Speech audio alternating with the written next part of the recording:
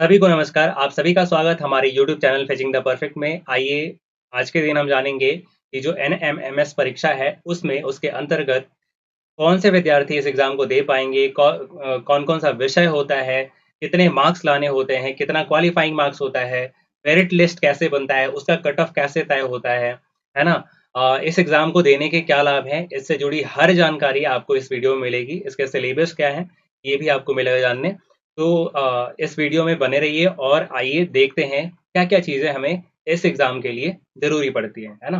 पूरा वीडियो ध्यान से देखिएगा, आपको हर चीज़ क्लियर होगा। तो सबसे पहले इस एग्जाम का नाम है नेशनल मीन्स का मेरिट स्कॉलरशिप एग्जाम। इसका मतलब राष्ट्रीय साधन सह आय मेधा छात्रवृत्ति योजना परीक्षा। यह एग्जाम हर साल भारतीय सरकार के द्वारा हर राज्य के SCRT के माध्यम से कराया जाता है ना। और पूरे स्टेट में जितने भी स्टेट यूनियन टेरिटरीज हैं, जितनी भी जगह हैं भारत के अंदर, भारत की भूमि पर, वहां से केवल 1 लाख बच्चों को, 1 लाख मेधावी बच्चों को उसकी सूची तैयार होती है हर राज्य के अनुसार, और उस हिसाब से उनका चयन होता है और उन्हें इस एग्जाम के लाभ मिलते हैं।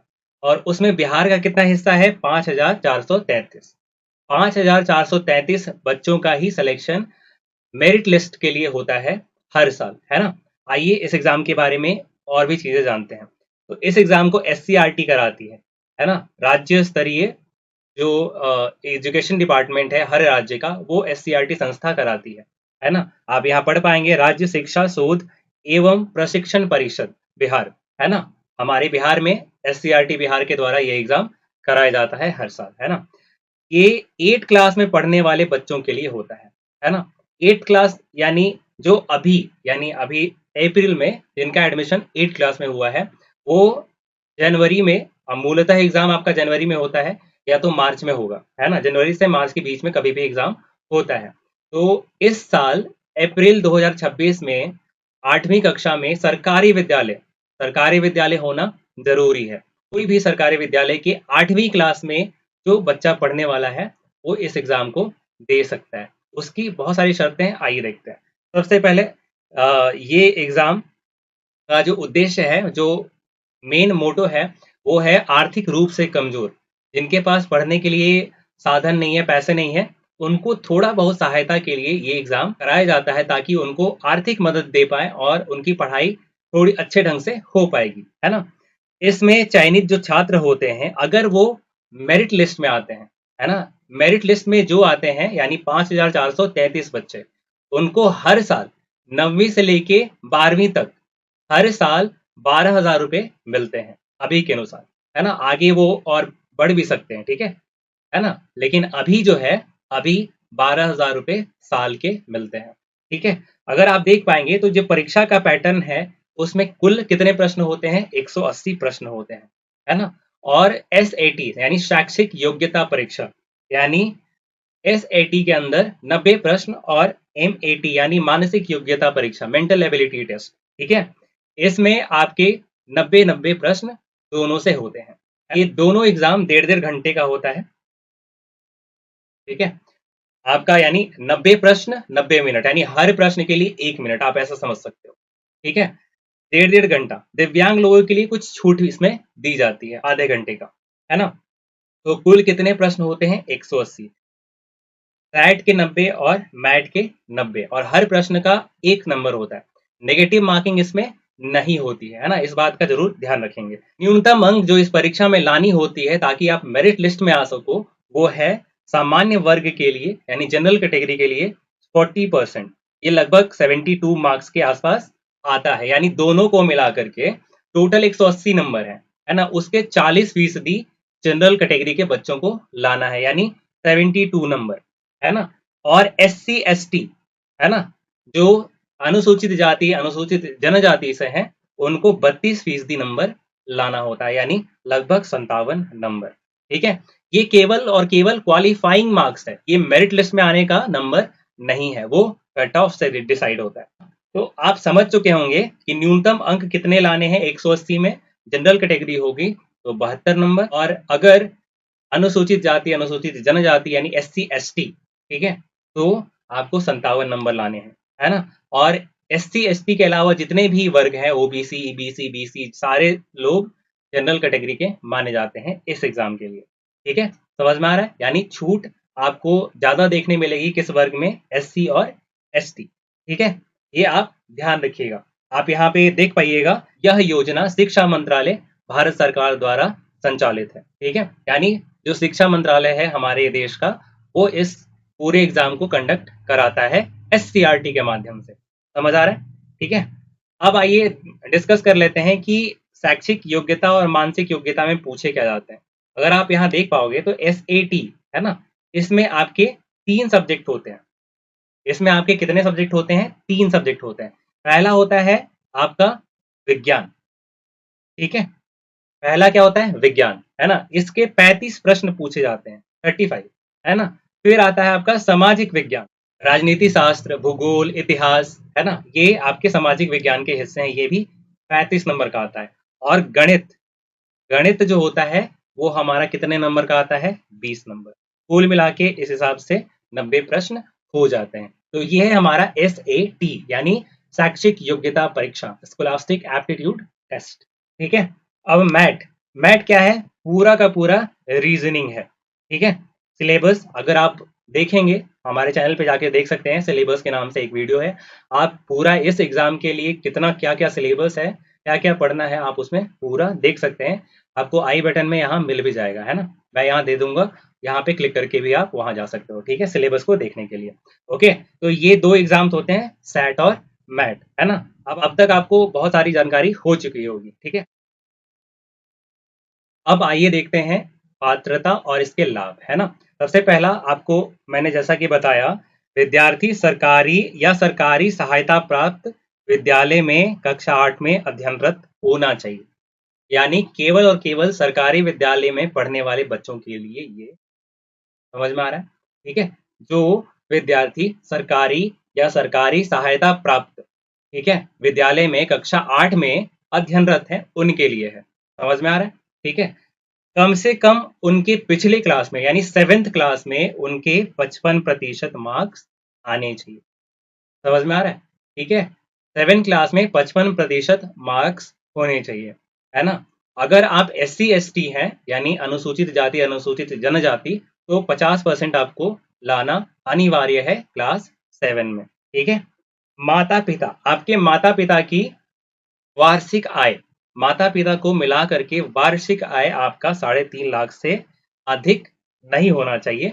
और इसके लिए आपको ब्लॉक से यानी अंचल से आपको आय प्रमाण पत्र बनवाना पड़ेगा।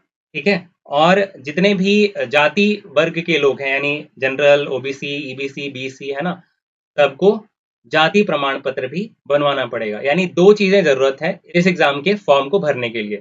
पहला, आय प्रमाण पत्र, ताकि आपके माता पिता का जो कुल इनकम है वो 3.5 लाख से ऊपर ना हो, ये देख सकें। उसके लिए आय प्रमाण पत्र, और जाति प्रमाण पत्र आपके कैटेगरी को देखने के लिए, है ना। OBC, EBC, BC, SC ST, है ना। जनरल कैटेगरी के लिए भी बनता है, तो वो भी बनवा लीजिएगा, है ना, काम आता है ना। ये 2 चीजें आपको सख्त जरूरत है। तो 3.5 लाख से अधिक नहीं होनी चाहिए। पहले तो ये चीज नहीं था जो मैं अगला बताने वाला हूँ, यानी मॉडल स्कूल। मॉडल स्कूल में पढ़ने का मौका अगर आप चाहते हैं तो इस एग्जाम में आपको भाग लेना चाहिए, ताकि आपका चयन मॉडल स्कूल में पढ़ने के लिए हो सके, है ना। उसका भी पैमाना यही एग्जाम है। ठीक है, तो यही एग्जाम आपको वहां तक पहुंचा पाएगा। और मॉडल स्कूल क्या है, आपको आई बटन में ऊपर में दिख जाएगा, आप इसको क्लिक करके देख सकते हैं मॉडल स्कूल क्या है, क्या क्या चीजें उसमें होती हैं, क्या क्या अलग तरह की चीजें अलग तरीके से पढ़ाया जाता है, वो भी आप देख सकते हैं। तो इस एग्जाम में आप आराम से अगर अच्छे नंबर लाते हैं तो मॉडल स्कूल में आप पढ़ सकते हैं। मेरिट लिस्ट के लिए आपको थोड़ा ज्यादा मेहनत करना होता है, ठीक है, ताकि आपको 12,000 रुपये सरकार की तरफ से मिले, है ना। अगर आप जनरल कैटेगरी से हैं, जनरल कैटेगरी से हैं, तो कम से कम आपके नंबर 120 से अधिक होने चाहिए, 120 या उससे अधिक होने चाहिए। ठीक है, अगर आप SC ST हैं तो 90 से अधिक होना चाहिए। आ रहा है समझ में? 90 से अधिक होना चाहिए। ठीक है, तो ये है पैमाना। अगर आप आते हो तो आप उन 5,433 बच्चों में आ सकते हो, और आपको सरकार की तरफ से 12,000 रुपये मिलेंगे, है ना। आपको ये बात क्लियर होनी चाहिए। जो मैंने पहले बताया था 40% और 32%, वो केवल पासिंग मार्क्स है ना, ताकि आपके नाम का अनुशंसा हो सके मेरिट लिस्ट के लिए। मेरिट लिस्ट में आने के लिए आपके, अगर आप सामान्य वर्ग से आते हो, जनरल कैटेगरी से आते हो, तो 120 से ज्यादा होने चाहिए। अगर आप SC ST से आते हो तो 90 से ज्यादा होना चाहिए, है ना। OBC EBC BC है ना, ज्यादा लाभ इसका नहीं मिलता है, सब जनरल की तरह ही काउंट होते हैं। तो आपको ये ध्यान देना चाहिए सबको, जितने भी पढ़ने वाले बच्चे हैं, अगर आप इस एग्जाम को देते हो तो ब्लॉक लेवल पर जो मॉडल स्कूल बिहार सरकार बना रही है उसमें आप पढ़ सकते हो और अपना जो पढ़ाई है उसको एक नए आयाम तक पहुंचा सकते हो। ठीक है, तो एक बहुत अच्छी कोशिश है सरकार की तरफ से। अगर ये बहुत अच्छा होता है तो बहुत लाभ मिलने वाला है सरकारी विद्यालय में पढ़ने वाले बच्चों के लिए। और ये एग्जाम उसकी कसौटी है। जो इस एग्जाम को देंगे उनके ज्यादातर चांसेस होंगे कि आप मॉडल स्कूल में पढ़ोगे, है ना। पिछले साल आप अगर देखोगे तो इस एग्जाम को देने वाले लगभग बच्चों का जो चयन था वो मॉडल स्कूल के लिए हो गया था, है ना। और मॉडल स्कूल कहाँ है, कैसा है, इसमें क्या पढ़ाई होता है, क्या होगा, आप जो वीडियो मैंने बताया है आप मेरे चैनल के वीडियो सेक्शन में जाके देख सकते हो। मॉडल स्कूल के बारे में आपको हर जानकारी मिल जाएगी। ओके, तो हमने अभी देखा पात्रता और लाभ, है ना। अब आइए देखते हैं कि मेरिट लिस्ट कैसे तैयार होता है ना। देखिए, हर जिले का आवंटन अलग अलग होता है। ठीक है, 5433 बच्चे हैं ना, उसको आप 38 से भाग दीजिए, है ना। एरिया वाइज या फिर बच्चों की संख्या के हिसाब से आवंटन अलग अलग होता है। औरंगाबाद जिला का अगर आपको मैं बताऊं तो 159 से लेके 160 सीट या आवंटित है, यानी औरंगाबाद जिले के केवल और केवल 160 बच्चों का ही सिलेक्शन होगा, यानी ये जिले वाइज है। समझ में आ रहा है, पूरा कट ऑफ नहीं बनता है ना। जितना मैंने देखा है और जितना मैंने एनालाइज किया है, पूरा कट ऑफ मैंने पूरे राज्य का एक साथ कट ऑफ नहीं होता है, हर जिले का अलग अलग कट ऑफ होता है। ठीक है, समझ आ रहा है, हर जिले का अलग अलग कट ऑफ होता है। ठीक है, जैसे मान लीजिए कि जनरल कैटेगरी के बच्चे हैं, है ना। अगर मान लीजिए 160 सीट है, उसमें 50 जनरल कैटेगरी के हैं, और जो 50वां बच्चा है जनरल कैटेगरी का, उसके 139 मार्क्स है। ठीक है, यानी 138 लाने वाला पास नहीं होगा जो जनरल कैटेगरी के होंगे। समझ आ रहा है, यानी हर कैटेगरी का अलग अलग कट ऑफ जिले वाइज होगा, स्टेट वाइज नहीं, यानी पूरे राज्य के अनुसार से नहीं, जिले के अनुसार, है ना। औरंगाबाद जिले का कितना है, 160 सीट लगभग, है ना। यही आवंटित है औरंगाबाद जिले के लिए 5433 बच्चों में। ठीक है, आइए अब देखते हैं परीक्षा और उसके महत्वपूर्ण निर्देश। सबसे पहला चीज आपको ये जानने की जरूरत है कि आवेदन जो होता है, आवेदन के लिए आपको कोई शुल्क नहीं लिया जाएगा। आवेदन ऑनलाइन किया जाएगा SCERT बिहार के आधिकारिक वेबसाइट से, है ना। वहां लिंक आ जाता है, आप लिंक को क्लिक करके आप आवेदन कर सकते हो। ठीक है, परीक्षा केंद्र आपको एडमिट कार्ड के साथ मिलता है। लिखित परीक्षा होती है इसकी, यानी OMR सीट पे आपको गोले भरने होते हैं। ठीक है, जैसे मान लो 4 ऑप्शन है, 4 ऑप्शन में एक सही है तो आपको वो चूज करना होता है। ठीक है, जैसा कि मैंने आपको पहले भी बताया था कि आपको दो चीजें जरूर से जरूर लगेंगी, एक आय प्रमाण पत्र, दूसरा जाति प्रमाण पत्र। इसको जरूर से जरूर बनवा लीजिए और अभी बनवा लीजिए, क्योंकि अप्रैल में बनवाया हुआ जो, मान लीजिए जाति प्रमाण पत्र तो हमेशा ही वैलिड रहेगा। अगर आय प्रमाण पत्र की बात करो तो अप्रैल में बना हुआ जो आय प्रमाण पत्र है वो अगले साल मार्च तक वैध होता है ना। और उससे पहले परीक्षा हो जाती है या आवेदन पहले आ जाता है, तो आप अभी सही करवा लो ताकि आपको उस समय जल्दीबाजी ना करनी पड़े। ठीक है, आय प्रमाण पत्र, जाति प्रमाण पत्र, यदि आप दिव्यांग हो तो आपको दिव्यांगता का जो प्रमाण पत्र है वो जरूर से जरूर वहां अपलोड करना पड़ेगा। ठीक है, तो आइए देखते हैं। वैसे तो मैंने पहले भी बता दिया है कि इस एग्जाम को देने के लिए क्या क्या लाभ है ना। ये एग्जाम, अगर आप आर्थिक रूप से बहुत कमजोर हैं, सरकारी विद्यालय में पढ़ रहे हैं, ये एग्जाम एक नया और एक स्वर्णिम द्वार आपके लिए खोल सकता है। अगर आप इस एग्जाम की तैयारी अच्छे ढंग से करते हो तो 12,000 रुपये हर साल सरकार की तरफ से 4 साल तक आपको मिलेगा, ताकि आप अच्छे से 12वीं क्लास तक अच्छे से पढ़ पाओ, है ना। समझ में आ रहा है, आवेदन की प्रक्रिया पूरी तरह डिजिटल है, यानी ऑनलाइन है। ठीक है, छात्रवृत्ति आपको मैंने बताई दी। एससी एसटी अनुसूचित जाति अनुसूचित जनजाति के लिए क्या क्या लाभ हैं, क्या क्या अलग तरीके का चीजें हैं, वो भी मैंने बताया आपको, है ना। समय पे आवेदन जरूर करना चाहिए, ठीक है। समय पे आवेदन और सही दस्तावेज आप दीजिए और इस एग्जाम में बैठिए, है ना। और यदि अब बात करें तैयारी की, तो हमारे YouTube channel fetching the perfect पे इस एग्जाम से जुड़ा हर चैप्टर का तैयारी होगा, है ना। और समय समय पे आप बहुत सारे वीडियोस सिलेबस के हर चैप्टर से आप देख सकते हो, ठीक है। तो आपसे अनुरोध रहेगा कि यदि आप सरकारी विद्यालय के 8वीं कक्षा में पढ़ रहे हो तो हमारे यूट्यूब चैनल को सब्सक्राइब कीजिए, है ना, ताकि आपको NMMS एग्जाम से जुड़ा हर जानकारी, हर तैयारी आपको यहाँ पे मिल पाए, है ना। तो यदि आप ऐसे विद्यार्थी, ऐसे लोगों को जानते हो जो 8th क्लास में पढ़ते हो, है ना, और उनके पास मोबाइल हो ताकि वो यूट्यूब देख सकें, तो उन्हें जरूर हमारे चैनल से जुड़ने के लिए बोलिएगा, ताकि उनको भी इस एग्जाम की तैयारी का लाभ हो और एक अच्छा अपॉर्चुनिटी, अच्छा अवसर उन्हें मिले, ताकि वो अपने जीवन को बहुत अच्छा कर पाए, है ना। और आपको बताते हुए खुशी है कि फेचिंग द परफेक्ट से पढ़ने वाले लगभग 8 बच्चे पिछले 2 साल में चयनित हुए हैं, मेरिट लिस्ट में आए हैं, जिनको सरकार की तरफ से 12,000 रुपए मिलते हैं।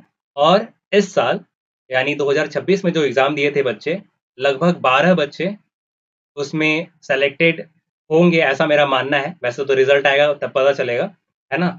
लेकिन जो मॉडल स्कूल के रिजल्ट आया था उस हिसाब से मैंने देख के एनालाइज किया है, लगभग 12 बच्चे इस साल, ठीक है। तो आप हमारे चैनल से जुड़िए, आप भी इस एग्जाम को क्वालिफाई करके ये पूरा जो लाभ है वो उठा सकते हो, ठीक है। मिलते हैं नेक्स्ट वीडियो में, तब तक के लिए जय हिंद, जय भारत, जय बिहार।